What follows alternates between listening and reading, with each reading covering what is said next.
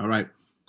Welcome to another edition of Vegas Bad Boys of Podcasting. I'm your host, DJ Impact. We welcome everybody for being here. We got all of the Vegas Bad Boys here, which I'm excited to see you guys. This is our 3 count. And if you're watching us, feel free to add in your comments and we'll try to throw it in there as we see. If you're listening to the podcast, just sit back and enjoy. Our first count tonight comes from the Baltimore, throw it out of the way, Sun. And it's titled Grappling with COVID-19, Ring of Honor creates professional wrestling bubble in Baltimore suburbs. And then we're also going to link that to another article from WrestlingEdge.com that says Ring of Honor and New Japan Pro Wrestling to work together again. Overall, fellas, the article is really just going over how Ring of Honor has been dealing with COVID. As you know, they shut everything down, pretty much allow their workers to take the time off. They still paid their workers, which was really great. And they've really been taking this COVID really serious. But now, of course, looking at what the NBA has done with the bubble, they see an opportunity now where they can have their own sort of bubble that's going to take place out in Baltimore. And now they're looking to get started there.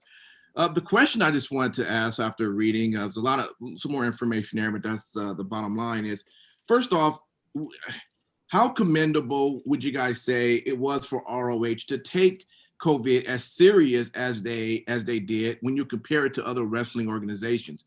At the same time, though, how much of a risk do you think that they took, being that they haven't now been able to compete in the rest of what's been happening in the last few months?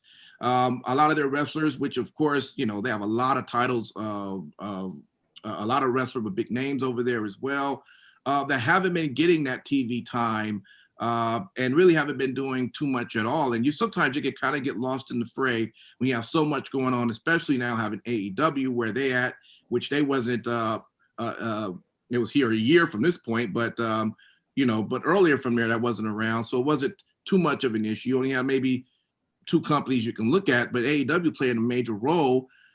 Just out of curiosity, it's great what they did, but how much of a risk was that? Yeah. Let's start King Lucky. There's definitely a huge risk that they took. I mean, you look at it and they weren't as established as some of these other TV programs were to take the time off, but they should be praised for creating this bubble, making sure that everybody's safe. And it should be pointed out that, how important they value the talent and its production staff by spending the money to conduct these tests and multiple tests as it was outlined. Right. So now it gives, their talent, in the article, it talked about how, Jay Lethal was working on different things and layers from, his persona and finding ways to stay busy. Right. But yeah, absolutely. They should be commended for, for taking that approach. It still remains to be seen. And we talked about this a while ago, if they are able to survive through this quarantine, as a viable company. Yeah. Yeah. The article also it speaks of that over a Zoom call, the wrestlers felt increasingly confident that a bubble could work. Now they would be asked to take a COVID-19 test 14 days before traveling to Baltimore, and then another the day after checking into the DoubleTree. This seemed like this could be a really good thing after what we've seen with the NBA. Let me run over to you, Simon Street, and you let me know, what is your take? Do you think this bubble is going to be a really good thing for Ring of Honor? And, do you think they just took a major risk just from not doing anything these past few months? I mean, it's without no doubt that they did take a risk, obviously. But it was a risk that as a company, they were willing to take, and it was for the betterment and the safety of everybody involved. So kudos to them. That's a tough call to make. With regards to this bubble that they're trying to make right now, there's a lot of complexities to that than what meets the eye. Obviously, the article in which it was said that they're under the counsel of the Maryland, what did they say? I want to make sure athletic commissions on how they're going to do the restart. And some of it is the reality of they're going to be in this double tree. They have to stay in their room.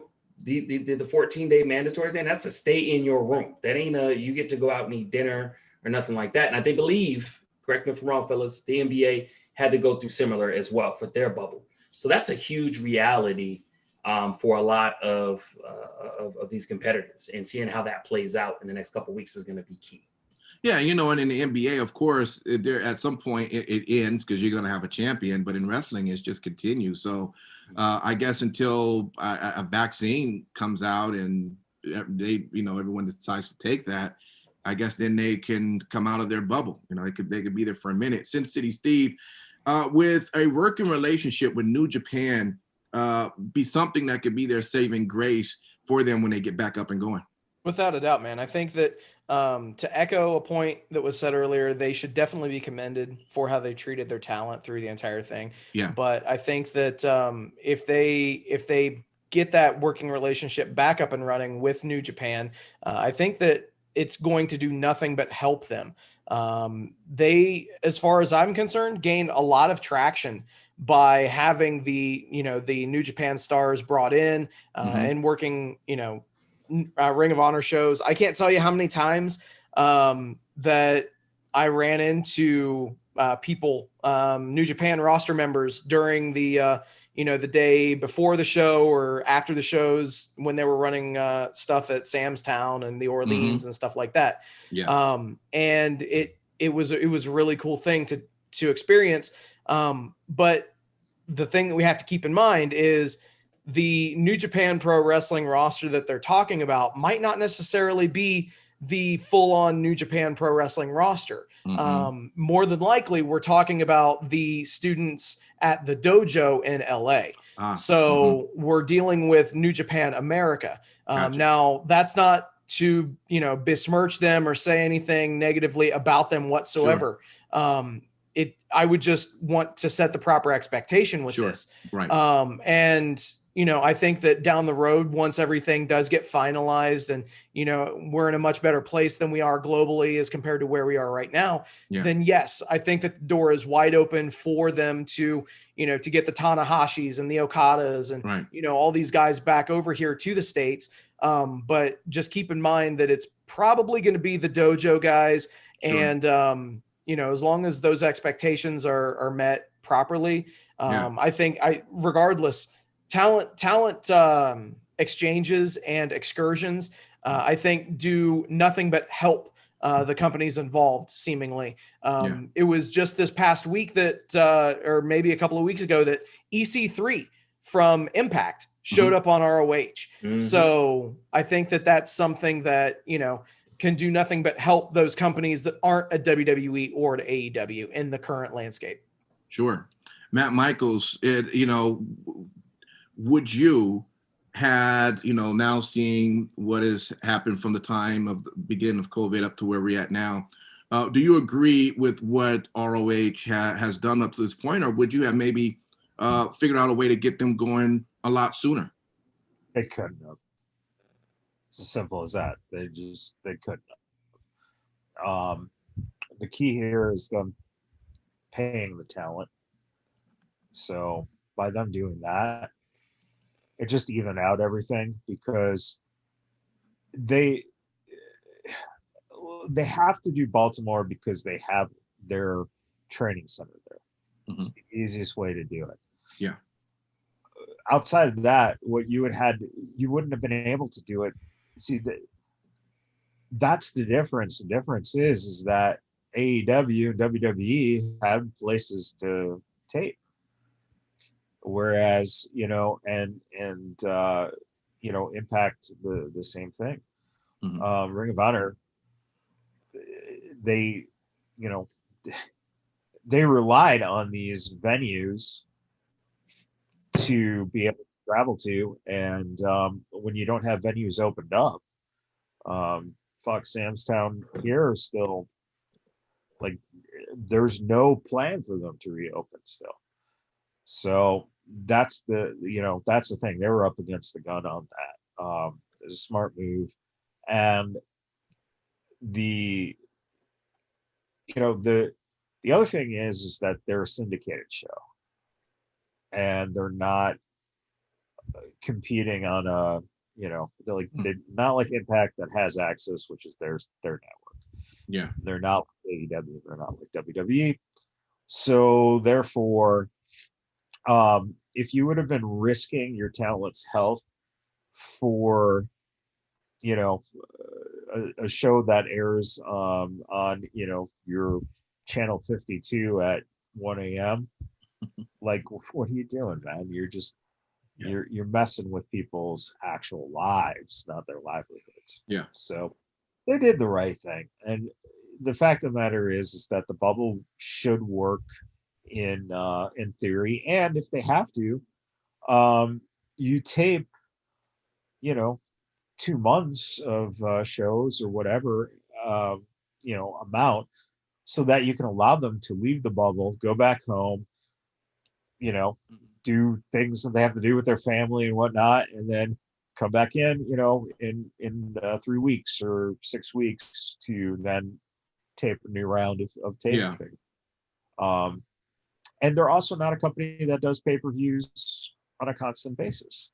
Right. So that's the other thing. They don't have to worry about losing, a bunch of pay-per-view revenue, because they only do X amount anyway. Yeah. So they can get away with it. So it's a good situation, and luckily they, were able to deal with it, through the means necessary to keep them active. The main goal with them is to continue to just garner an audience, get people to watch them. That's the hardest thing. Yeah, absolutely. And can't wait to see them get back up and going. A lot of good talent over there. Let's go over to our second count from entrepreneur.com. It's titled Meet the Pro Wrestling Pair That's Building a Small Business Empire. Let me just read a little bit about this, okay? And the guys we are talking about, of course, are the Good Brothers. In the 5 months since parting ways with WWE, the duo made waves by joining the ranks of rival Impact Wrestling. And in addition to launching their popular Talk in Shop podcast with co-host and fellow wrestler Rocky Romero, they aired a successful satirical pay-per-view event called Talk in Shop A Mania, which is a sequel is already confirmed for November 13th. They collaborated on Talkin' Shop Beer with Kentucky-based craft brewer Jarfly, and a Talk-in Shop Bourbon with Tennessee-based Leatherwood Distillery, and a line of red and white wines with Wine Savage. And finally, they're cooking up an animated series and a variety special titled Talk-in Shop Full Keg that's airing on Access this TV at 10 p.m. All right, fellas, the Good Brothers are making lots of moves since they got that call. What should other wrestlers learn about the Good Brothers, if anything? I mean, it's got to be something. King Lucky. I'll tell you what, we benefit now from an era where, a time where you have so many great platforms to market whatever you want to do. And if you're actually good at it, someone will pay you for it. And these guys, they've already had the fan base, from WWE. They've been on the biggest stages there. They were in New Japan. These are respectable guys. So what they did was they pivot and they turned a negative situation, into a positive.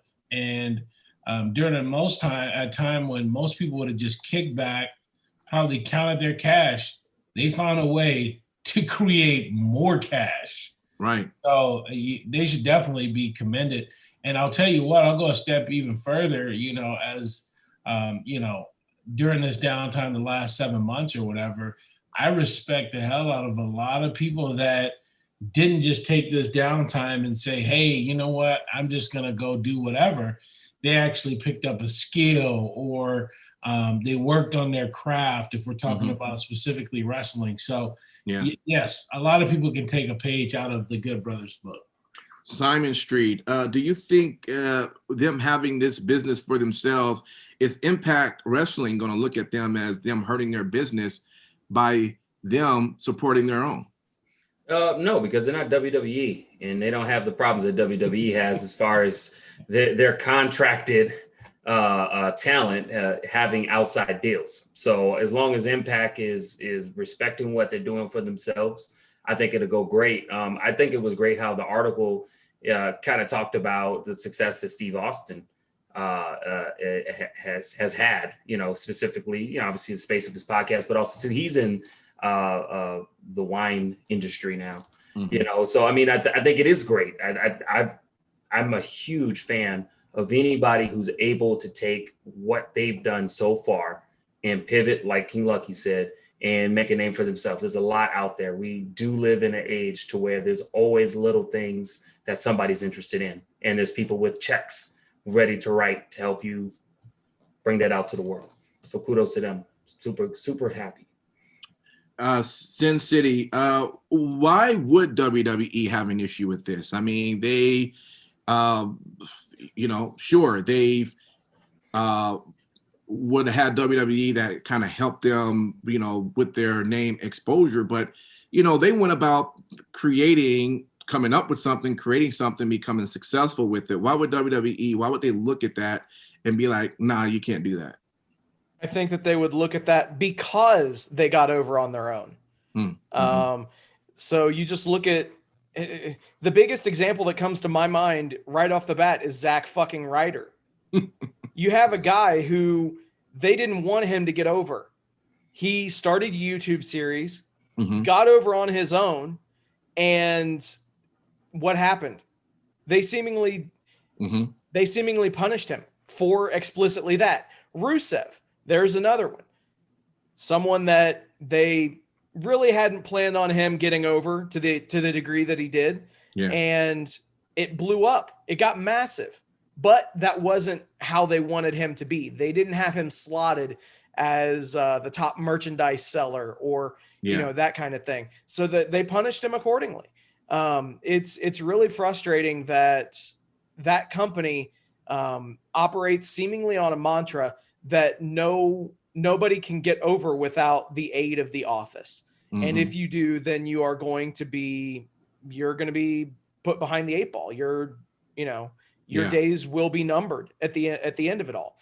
It's completely ridiculous. Yeah. The thing that really stands out in my mind is the stark difference between Impact and WWE in this case.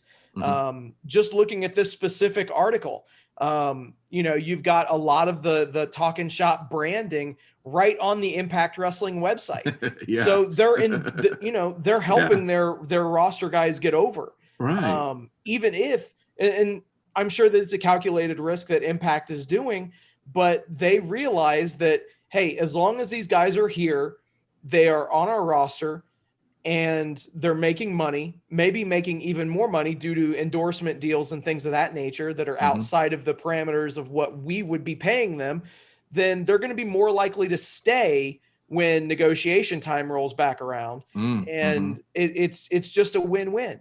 I wish that other companies had that same exact kind of a viewpoint on things. Sure. Matt Michaels, you were the one who actually sent this article to me. What stood out to you that said, man, yeah, this is definitely something we should mention on the 3 count?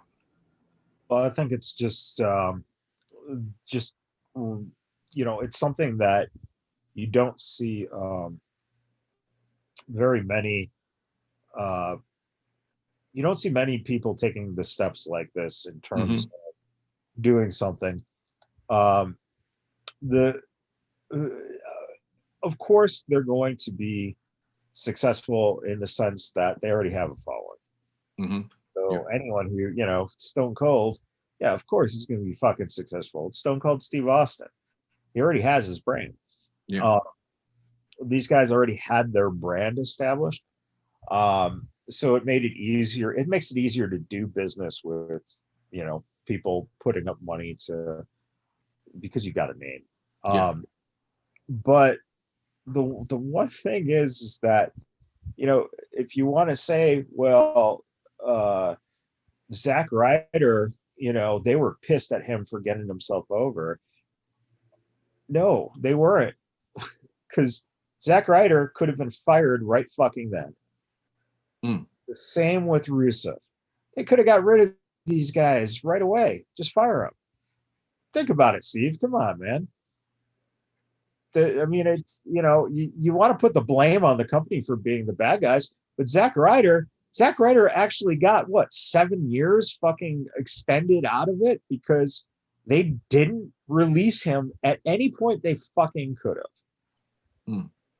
That's how I look at it.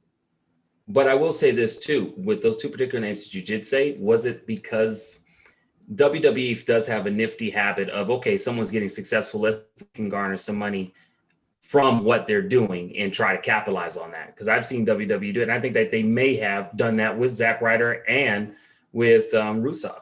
They definitely did with Rusev. They, as far as Zack Ryder, they had a couple of things that they put onto their shop to try to, to latch on to that fan base. I personally, I think that it was pretty plain to see in the treatment on camera. Now, yes, they still had a job. Yes, they were still on the roster, but in terms of them as characters getting over to their maximum potential, but I think whole fascination with getting over to their maximum potential. Where is Zack Ryder right now, and how is his maximum potential being utilized? Because he's been lowered. He's been absolutely lowered. So if you can't, Michaels, you can't tell me that if the Machine wouldn't have gotten behind him and actually, did more for the Zack Ryder character instead of stripping away, his YouTube channel and doing the things that they did to him, that he would, who knows, Zack Ryder could be a fucking Universal Champion right now. If they would have done it properly, and if they would have put the Machine behind him. But you avoided my question. Where is Zack Ryder right now? And right now, I gave you basically the exact answer. He's nowhere. He's nowhere because his stock has been lowered so badly because he was a glorified job guy. Okay, so now you're basically saying that Rusev was a glorified job guy too, right? There toward the end. Towards the end. Yes. Okay. Especially toward the end. Sure, but you know what was happening towards the end? His contract was coming up. So of course you're going to do anything you can to fucking damage him going forward. Why would they look out for someone unless they're like ironclad in them? That's what I'm saying. Zack Ryder, why the fuck should I care about Zack Ryder, period?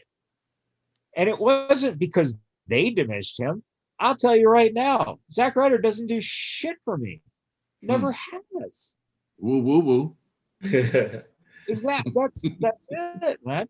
And by the way, Zack Ryder, the woo woo shit, he gets that bump from the fact that Jersey Shore becomes popular at that time. So you can't just blame the big company, because then we could blame every, big company. You could just put it on them. But the fact of the matter is that at some point, you got to realize that not everyone is a fucking selling superstar, man. Of course not. The good brothers realize that. Right. And so ultimately, my point with that, Michaels, is that if WWE would have gotten out of their way and let them just do everything as per normal, then obviously that's going to do nothing but help the character that's getting over. But in turn, it's going to draw more eyes to the product, which will in turn yield more merchandise sales. And I say the reason that WWE has been successful for 40 years, 50 years as a company overall, right? Almost 60 now, is because of the fact that, listen, Bruno Sammartino is your fucking champion. Why? Because he drew a certain group of people in New York, the Italians, who love that dude. And that was where the money was. You know that there are people during that time frame that you could have probably put, and pushed and whatnot, but they knew they fell into line in terms of the parameters. And my thing is that not everyone can be that superstar. And I think that everyone likes to look at themselves as the superstar, the main event, the drawer, as they should in your confidence, but you should also realistically, business sense, be smart. What the Good Brothers did was they were smart. Listen, when Festus then becomes Festus. Let's face it, he reinvents himself with CM Punk.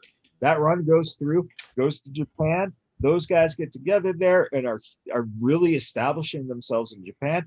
So they make the move because AJ's. So they took the money. They did what they needed to do. That gave them a little blanket. So now when your contract is up and you're realizing, okay, maybe we want to do other things. I think that's more so what this comes down to. These guys were smart. They want to do other things. Impact has nothing to lose at all. Shit, run on it, because the fact of the matter is that the WWE didn't need those extra eyes drawn to the product by the merchandise Impact writer. They don't. But Impact does. So it's a smart move to work hand in hand. And if they're smart, then you go where the company is going to allow you to do other things, because you know that you're going to make, for the rest of your career, unless you go back to the WWE, you're going to make more money probably doing outside business. And that's a very good point, because when we look at WWE just in general, let's be honest, we call it the machine because the machine does work when the people allow it to. The WWE knows how to take an individual, wrap it up, force feed it, put some bells and whistles on it, and we buy into it. And I can understand for somebody that wants to do something different. And I do see other opportunities like Impact, AEW to a certain extent, to where somebody can have more room contractually to do other things. And that's why I say kudos to them, because even though I was making a lot, even if I was in WWE and I made a lot of money, I would feel creatively like I'd be letting myself down, or even business wise, that I would have to be hog pinned in a WWE machine and I couldn't go do outside things. So kudos to them. I hope they're super successful. You just made a really, a valid statement in this mindset, and that is, take AJ Styles. AJ Styles, man, when he was with TNA, he was a shit fucking white baby face. I mean, they just misused him until near the end. And then, of course, his contract was going up. AJ was smart enough to say, instead of getting me stuck here, seeing where the company was going, let me go elsewhere. And he reinvented himself, like we've been kind of saying about people who, just kind of pick up and do their thing to kind of reestablish. Now that he's in the WWE, after his contract's up, basically he doesn't have to wrestle another fucking day now, because he has enough talent to do something like they're doing, or go join them on that show. He doesn't even have to wrestle. Exactly. And they'll sell a whole lot more too, because AJ's there. Yep, 100%. And that's the good thing in the grand scheme of things. You think about it, let WWE be what they want to be. And now that we have a bigger company like AEW in comparison to Impact, you have that opportunity, and that's a great option. I just wanted to put that out because I know we talked about it a long time ago with the launch of AEW and how excited that was. That was one of the excitement that I had for myself as seeing a product like that, an opportunity for people who no longer wanted to be in the machine of WWE and make great money and wanted to try something new. Well, look, the one thing for sure, it seems like when people are let go from WWE, a lot of them say it's a blessing in disguise. Interesting how that's one of the things that they say. And let's also, really quick on the end of that, let's also remember that a lot of them end up going back there. Oh, of course. Of course. So we can project this idea that I don't want to be in fucking this machine, blah, blah, blah. And then what happens? They end up going back there. I'm guaranteeing you right now. I'm Zack Ryder will be back. No, not Zach, but I think he will. No, Who? Zach, no. Who will be that? They don't have a Oh, name yeah. permit Oh, yeah. coming. He goes back again. I think that will be very helpful. Probably 3 years from now. Who? Something. I think he's still young. How old is EC3? Let's be real. I think he's still barely 32. I'm just guessing. I don't know, but I doubt he's going back. I figured Sensei Steve would have looked that up. But remember again, the whole thing here is that no matter what he's doing now, he has what they like, and that is the look, and he can hold his own in the ring. So the thing is that he already had a shit run before, came back, did well in NXT, had a shit run up there. Guaranteed they give him another opportunity as long as he's, it's just the way that people go back. Yeah. Sometimes it's just not your time. By the way, he's 37. 37? Oh, okay. He get up there in age. Man. Yeah, but look at it. Even at 37, he can still go. We had to take a shot at late 20s, early 30s. Yeah. I feel like that's something that's going to change. And I don't want to talk too much about it, but I'm starting to see a lot of older wrestlers, and not like EC3s, could still go. So I feel like that's changing the culture to where people that's in their late 30s can really still go. It ain't like you're 40, done go. They keep themselves in shape now because the money is way better than what it used to be. Mm-hmm. Yeah. All right, you guys. Let's go over to our count 3 from Sportskeeda. All right. Just a little fun here. They have their 5 wrestling rumors that we hope are true and 5 that we hope aren't true. Now I'm going to do the easiest thing and read both the truths and the untruths, and then you guys are going to only choose one of what you hope is either true or untrue. All right. So let's start with what we hope is true, according to them. Number 5, that WWE surprising potential plans for the WrestleMania main event. Number 4, WWE planning a big change for Big E's push. Number 3, WWE's monstrous plans for Lars Sullivan. Number 2, WWE's continuing with Thunderdome. And number 1, WWE went with Roman Reigns, Jey Uso 2 over another match. Now, what we hope isn't true. Number 5, Vince McMahon perception on Andrade before and after the WWE draft. Number 4, WWE trainees afraid to return to the Performance Center. Number 3, WWE cancels Raw Underground. Number 2, WWE to open the dialogue for a John Cena and Undertaker return. And number 1, real life heat between Seth Rollins and Matt Riddle, resulting in a WWE draft change. Okay, King Lucky, out of all 10 of those, you could choose one. What do you hope is either true or not true, and give us the reason why? Listen, I think you guys already know. But for people that don't know me, I'm all about the pyro, baby. Presentation. So I hope it's true that they extend their deal with the Amway Center. Okay. I mean, listen, the Thunderdome needs to continue throughout these uncertain times. It has given them a big show presentation.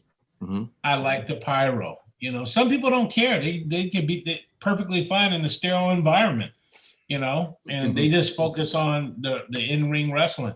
But I like the whole package, baby. Dress it up for me and put some fireworks and some flames and all that stuff. Tonight's show was a perfect example of, or Hell in a Cell is a perfect example of that. So thankfully. If you had a pig, you'd be the first person to put lipstick on it. Booyah. But thankfully, they've got out some of the morons that they had doing dumb stuff all on the screens in the back, and they utilized it more for, fans that just want to be, fans and participate, and then also sprinkle in a little bit of Hall of Fame talent and some regular talent. But Thunderdome, I hope it's true. All right, Simon Street. Out of all the 10 here of what you hope is true or not true, you only get to choose one. Tell us what you choose and why. I'll go ahead and choose the first one, Big E. I think that there's some changes, but I think it's for the positive. I think it's going to be, I think a lot of people do actually care since the draft, what's happening with New Day with regards to Big E and just what's the ceiling with that? You know, is this sky's the limit? I think Big E has proven that he can, you know, shift his silliness antics to being a person that holds a championship really soon. And so I'm super excited to see what happens with that. I think it's going to be something that's going to be celebrated, and we'll see what the hell happens. So I hope that is true. Sin City Steve, this should be interesting. What do you hope is either true or not true from the selection? Man, I hope it's not true that WWE is open to the dialogue for a John Cena and Undertaker return. Hey, man, I'm going to take the controversial stance on that one. Wow. We don't need to see Undertaker anymore. I wouldn't mind We really don't. And here's the thing. I'm not going to talk negatively about the Undertaker or anything that he's accomplished in the ring or within the business. What I'm saying is he went out on an absolutely perfect note. Yeah. You know, that cinematic match at WrestleMania was the way that he should have gone out. What, Michaels? It's as if it would be as if we read tomorrow that Nolan Ryan is about to come back and pitch next year. Right. Exactly, dude. Yep. Yeah. And so like, I think that, you know, we should let the Undertaker enjoy his retirement. He's earned it at this point. Also, as far as John Cena is concerned, there's no reason for him to return as a full-time roster member. Full-time, though. Again. I agree with full-time. I'm okay with him doing a one-off at a WrestleMania, you know, but as long as it's not an every year thing, you know, if somebody, you know, wants to do an angle where there's an idea of, you know, getting John Cena in for one more match at a WrestleMania, that's cool. I'm fine with that. But he does not need to be on that roster and taking spots from people that honestly need it more at this point. John Cena already is an established name within the business. So at this point, we need to be looking toward the future. And I think that this pandemic showed that more than anything in recent memory. Sure. Well, let me ask you this. If John Cena were to get the call for WrestleMania, who does he face? It's easy. Randy Orton. Fuck no. I would see that among other shit. Because he just you would need to use John Cena in a proper way to build up somebody that needs that win. So maybe somebody that, you know, somebody that would benefit from knocking off a John Cena. Randy Orton and John Cena has been done 847,922 times. That person is not on the roster yet, Lucky. There you go. Think of it, and this is exactly what Steve means, is think of it like what John should be doing, and that is The Rock, right? Do you do the fucking entertainment aspect of things, period. I told him that 3 years ago, man.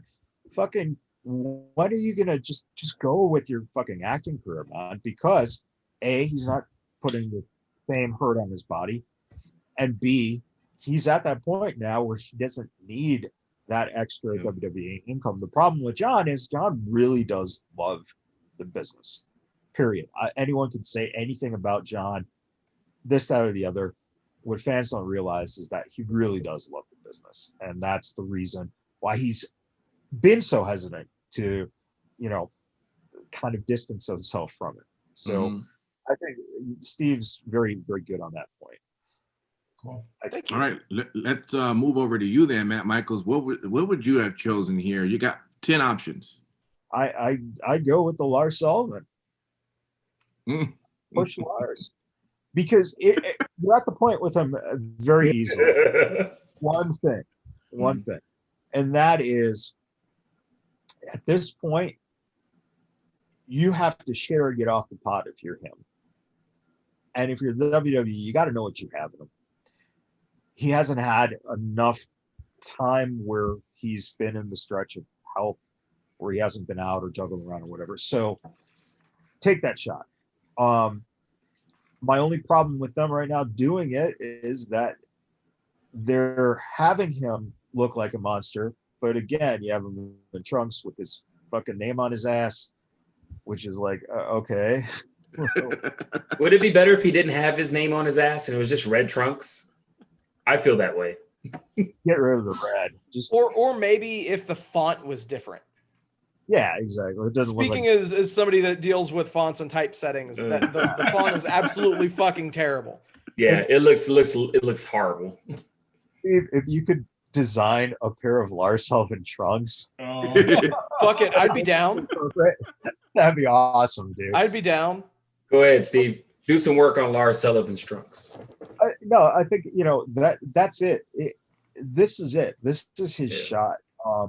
And if he doesn't deliver on this shot, then that's it. But you have to take it. Just go with it and see what happens. And at this point, out of that whole list of things, I think that's the one thing that, it just makes sense realistically. See what you have, because honestly, I feel if Lars is not in the WWE, he's not going to any other company. That's very true statement. I could see him in All Japan. Possibly. I just don't know what his desire is. Right. Yeah. I just threw out All Japan because obviously he would fit right in with King's Road and everything that they love to do over there. Sure. But I think, one of the reasons, Lucky, you don't like him is because he doesn't come off as someone who actually likes the business. And for instance, the difference between him and a Cameron Grimes is that Cameron Grimes, even though you might not like the character, you probably like the person because he seems like he wants to be there. Yeah. Lars just seems like he reminds me a lot of Ryback. Yeah. Yeah, that's a very good comparison. You either, again, shit or get off the pot. So. Well, there you have it. There you have it. Guys, it's been fun. Let's get your final thoughts on this show and this week. Let's go with you, King Lucky, man. What do you want to tell the people out there? Hey, big interview coming up, our special edition Halloween show this Friday.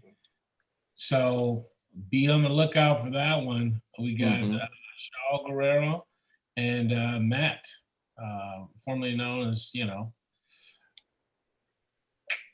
the WWE. So Jesus. Formerly known. Formerly known as, Yeah. But yeah, it's a good interview. So 8 in English. Check it out. 8 in 8 English. in English. Yes, 8 in English. Just to clear up that a little bit, Matt and Shaw are married. They met at the Performance Center when Shaw was training back then. And this is, they might even say it in the interview, but this is the first interview that they're doing together. And it's spooktacular. That's awesome. Simon Street, man, what do you want to tell the people? I just want to tell everybody, just in general, continue to stay safe out there. If you don't know, you should know now. Go and vote. And I'm not going to go anywhere further than that. Just vote. And be safe out there and be kind to one another. All right. Sin City, they want to hear your voice. Ooh, who? The people. The people want to hear it. All right. You said it like a bill collector. Who? I know, right? So thank you guys for hanging out with us tonight in the chat. Thank you for listening to the show, subscribing, using the app, chatting in the chat room, all that kind of fun stuff. We do this for you. We appreciate you. So also, I want to give a special shout out to our boy, the Stormin' Mormon, and every single man and woman courageously serving this country abroad in our armed forces. Thank you for everything that you do. And also, As always, repsports.com, reppsports.com. Go there.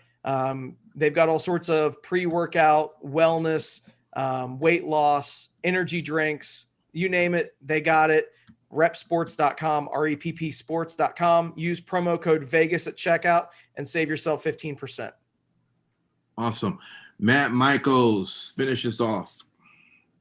One of the things about Halloween is it's a time in which you can actually be something that you're not. Mm-hmm. And even with the pandemic happening, please honor the tradition of Halloween and fucking be something that you're not for a day. Why not? We can all use a fucking break. Halloween gives you the freedom to do that. Now, don't take it literal and like dress up like Dexter and go on a 24-hour killing spree and then be like, oh, it's Halloween. That's probably the wrong idea. But it's a good time. Hey, if you never tried dominatrix, fetish, Halloween, S&M. S&M. Hey, there is not another day in the year where you'll find as many sexy nurses or sexy school teachers or I don't know what sexy football players, I guess. I agree, man. Hey, you know what? And also too, it's cold around Halloween in some places, and that all leather suit, it holds in a lot of body heat. It'll keep you warm if you're outside. Not firsthand information. I just heard somebody say that. Not really weird there.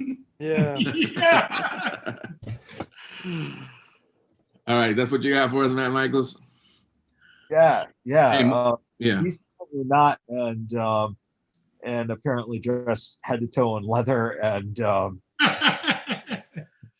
and don't forget it's soft on the skin. Don't forget the Get mask, I guess. And Michaels, what is that little ball thing you put in your mouth? What is that thing called? Oh, and that's it. And don't forget, buy candy after Halloween. All right, Day after 1st. Halloween. Yep, get the candy. Are you supposed to buy it the day before, right? Because it's cheapest, right? No, it's the day after, bro. Hey, It's day like after, 75% off everywhere. You're supposed to have kids. You know this. All right, man. Man, I don't feed them motherfuckers kid candy. Shit. Hey, mama's. All right, y'all. Thank you for hanging. Go ahead. The prices go down after midnight on the 31st. So candy special is definitely the way to go. Absolutely. Hey, guys, thanks for listening. We love you. We see you next week. Peace. Peace.